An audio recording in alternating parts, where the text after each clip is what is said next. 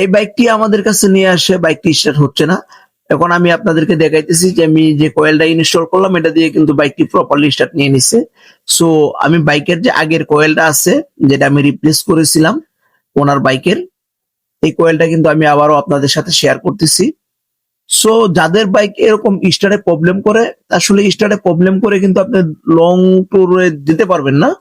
অবশ্যই আপনার বাইকটাকে প্রপারলি কাজ করাইতে হবে।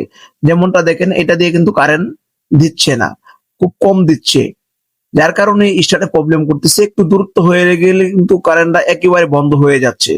সো কারেন্টের যে একটি নির্ধারিত পয়েন্ট, এখন পজিশন, এই কয়েলটাতে নাই। সো আপনি যে কোনো মডেলের বাইক ইউজ করেন না কেন, যদি স্টার্টের প্রবলেম থাকে বাইকে, অবশ্যই খুব দ্রুত সময় আপনার বাইকের স্টার্টের প্রবলেমটাকে সলভ করে নেবেন, যেন রাস্তায় আপনার বাইক বন্ধ হয়ে না যায়। দেখেন, আমরা কিন্তু এখানে অনেক বাইক সারাদিন কাজ করে থাকি।